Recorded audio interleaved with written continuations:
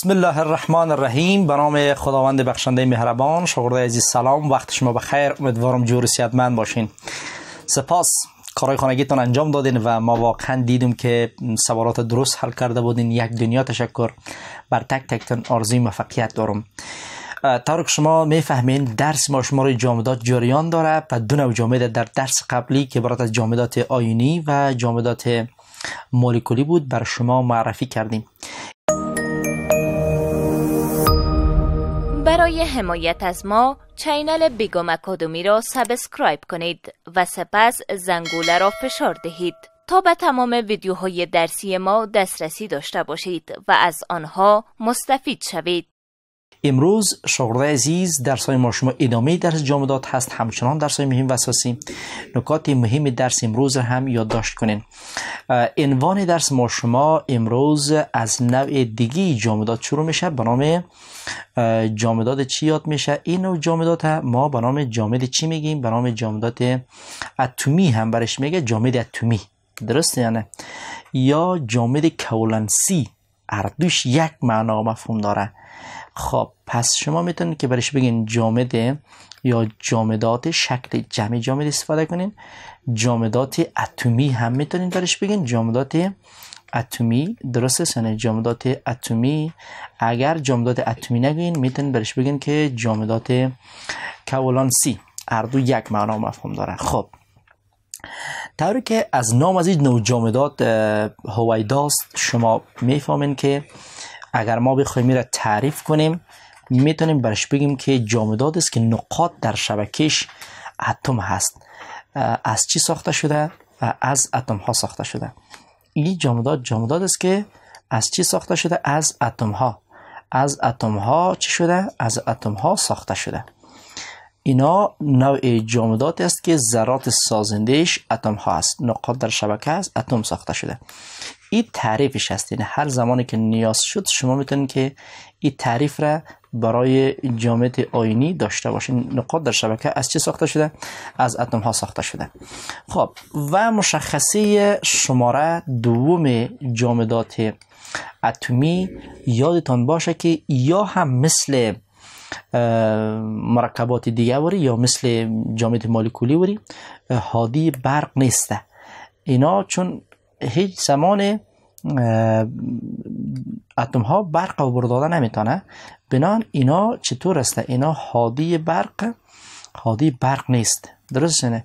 این مرکبات هم از جمع مرکبات است که مثل جامدات مولکولی وری برق عبور داده نمیتونه. بنان یاد داشته باشین، یاد در نظر داشته باشین شاگردای عزیز که اینا هم هادی برق بوده نمیتونه. خب مثال جامدات اتمی را اگر ما بیاییم بر شما مثال بزنیم، شما جامدات را مشاهده میکنین یا مثالای زیادی داریم که تشکیل دهنده جامدات اتمی هستند. مهمترینش شاگردای عزیز اول خود الماس هستند.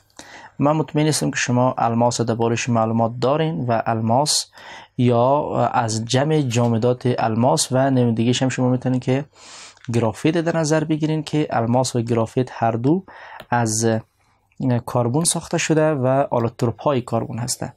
الماس و گرافیت نمونه از جامدات چی یاد میشن؟ نمونه از جامدات اتمی هست. یا هم یک مرکب دیگه در خود کتاب نوشته است که به نام مرکب سیلیکون چی یاد میشه؟ سیلیکون کارباید.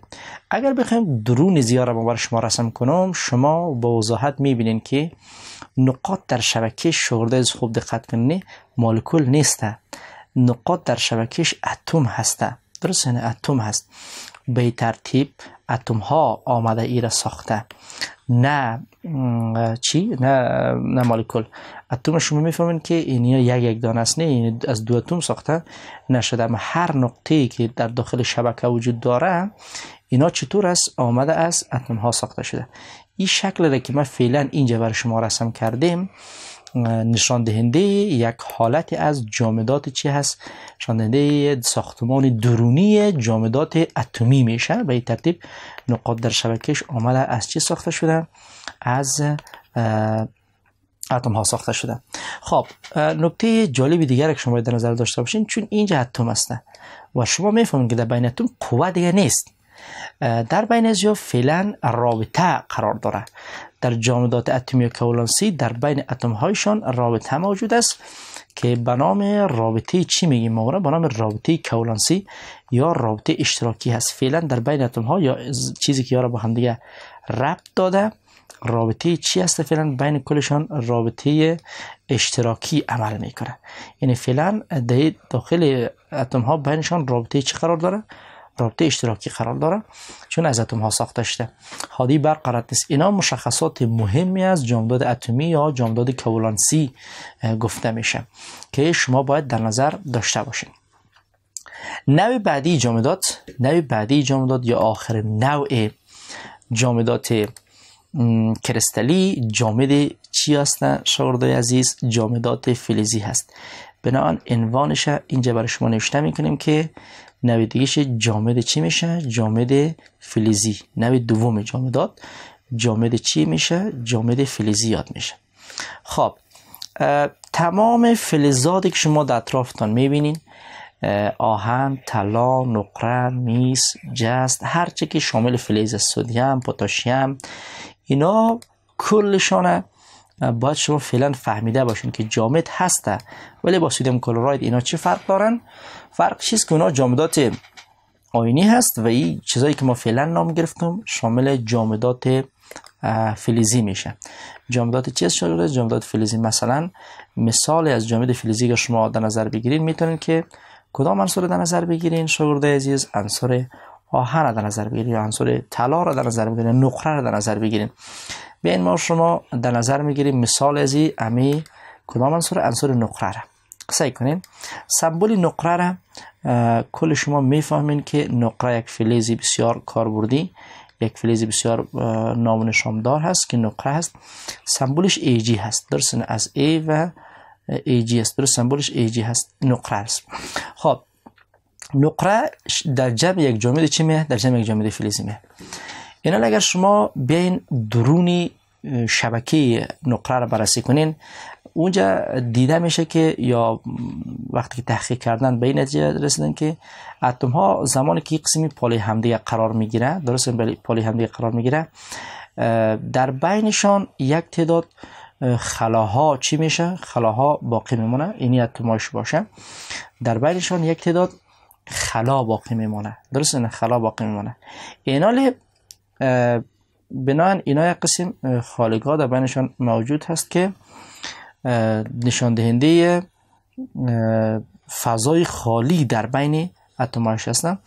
اینی اتم دیگهش باشه به ترتیب، دیگهش هم این اتم دیگهش به ترتیب باشه و هم اتم بعدی باشه به ترتیب پلی هم دیگه قرار دارن. این درون عزیزتن. خب ببینین توجه داشته باشین، اینجا بسیار نکات مهم و اساسی زیاد ما داریم. الکترون های این فلزات که هستن سست است. الکترون های خود یا دست میته، الکترون ها دینی خالگاه ها میبرند دی وسط. مثلا الکترون های از یا میبرند اینجا. اینا فکر یک گروه از الکترون ها تشکیل میشه که دینی خالگاه ها از داخل اتم ها بیرون میبرند، چون الکترون های خود یا اتم ها دست میته سست است، یعنی نمیتونه داخل از باشه. بران اینا وقت که الکترون هاش بیرون برآمد، خودش یا الکترون های خود دست داد، خود از اتم ها چارچای چی رو میگیره؟ چارچای مثبت خود به خود اختیار میکنه. بنابراین وقتی که ما جامدات فلزی را تعریف میکنیم نظر به این شکل میتونیم برش این تو یک تعریف بدیم که اول تعریفش به خاطر نگفتیم که شکل فعلا که آوردیم راحت تر فهمیده میشه. در ترکیب جامدات فلزی شما اینجا عملا میبینین که یا از چی ساخته شده؟ از آیون مثبت فلز ساخته شده. شما عملا در اینجا میبینین که در ترکیب جامدات فلزی آیون مثبت چی قرار داره؟ آیون مثبت فلز قرار داره. و یادتان باشه که در بین اینمی آیون های مثبت فلز ابر الکترونی یا گروه از الکترون ها در حال حرکت است که این ما به نام اصطلاح چی بگیم بهتر میه؟ به نام اصطلاح ابر چی؟ به نام اصطلاح ابر الکترونی. به نام اصطلاح ابر الکترونی یاد میشه. منظور از ابر الکترونی اینمی چی است؟ اینمی الکترون های آزاد است که در سطح شبکه وجود داره. خب بناهن ساده جامدات فلزی از آیون‌های مثبت ساخته شده که در بین آیون‌های مثبت الکترون‌های آزاد در حال حرکت هست. مثلا میتونیم نقره را در نظر بگیریم، مثلا میتونیم مثلا ذرات دیگری را در نظر بگیریم، آهن، طلا را، میس، جست، مگنیزیم، سدیم. اینا کلا هر چی که جامدات در اطرافتان میبینین کلش شامل جامدات چی میان؟ شامل جامدات فلزی میشن. پس ما فهمیدیم که در داخل شبکه فلزات الکترون های آزاد موجود هستند. ببینین چند تا خصوصیات عمده را اینمی جامدات فلزی دارا هست که نکات نسبتا مهم درس کنکوری را تشکیل میده. اول در کل جامدات فلزی از نگاه خاصیت حاوی برق هست. تمام جامدات فلزی هرچی فلز که باشه این جامد فلزی حساب شوه اینا کدام مسئله داره؟ حاوی برق می باشه، یا اکثریتش میتونین بگین که حاوی چی هست؟ حاوی برق هست. درستن حاوی برق هست. خب حالا شاید پرسان کنین که هدایت برقی بستگی به چی داره؟ ببینید شاگرد عزیز چرا جامدات فلزی حاوی برق است؟ چون در داخل فلزات این الکترون های آزاد موجوده. این الکترون آزاد در تمام شبکه در حال حرکت هست. وقتی که دیا منبع برق وصل میشه این الکترون ها میتونه که برق جریان پیدا کنه. وقتی الکترون در داخل شبکه جریان پیدا کرد باعث میشه که فلزات حاوی چی باشه؟ حاوی برق باشه. پس یک از مشخصات عمده فلزات است که حاوی برق است، چون که در ترکیبشان چی هستن؟ الکترون های آزاد است. به همین ترتیبی که حاوی برق است اینا میتونن که حاوی چی هم باشن؟ حاوی حرارت هم باشه. یعنی فلزات هم برق عبور داده میتونه هم حرارت، که اینمی هدایت حرارتی باز بستگی به چی داره؟ به اینمی الکترون های آزاد داره. و نکته جذاب دیگه هم است که جلای فلزات، حتی جلای فلز، شما ببین اکثر فلزات جلادار هستن. اینمی هم بستگی به چی داره؟ جلا در داخل فلز. جلایی که فلز داره یا فلزاتی که از خود جلا نشان میده این هم بستگی به این الکترون های چی داره؟ بستگی به الکترون آزاد داره. پس خلاصه میتونیم تو براتون بگیم شاگرد عزیز که هر سه اینمی خاصیتی که شما اینجا بالا میبینین هر سه شان مربوط به چی میشه؟ مربوط به این میشه که در داخل فلز الکترون چی قرار داره؟ در داخل فلز الکترون آزاد هسته.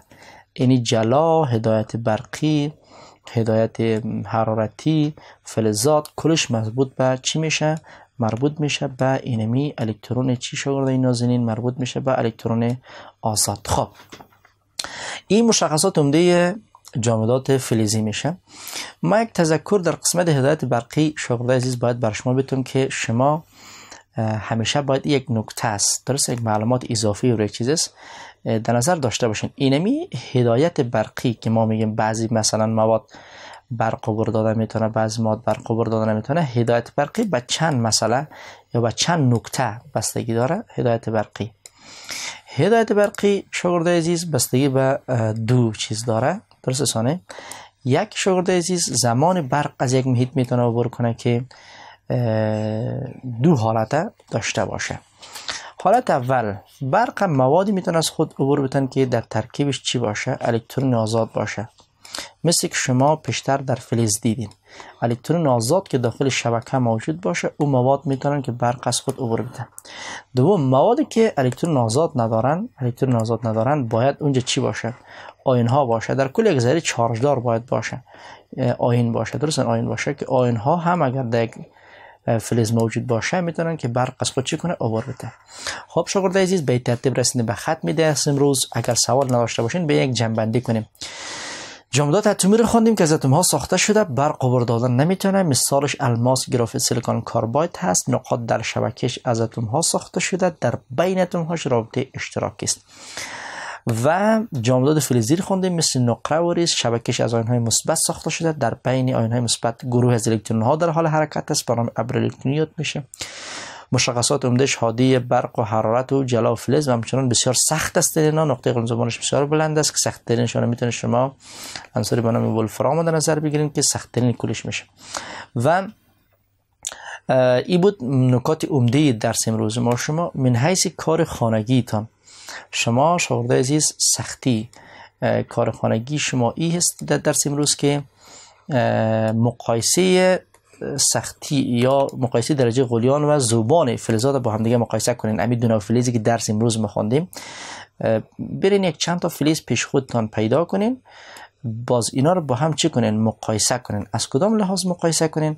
مقایسه کنین از لحاظ دو مسئله، از لحاظ دو نکته اینا رو با هم دیگه مقایسه داشته باشین. یکی از لحاظ نقطه غلیان و ذوبان با هم مقایسه کنین، از لحاظ نقطه چی؟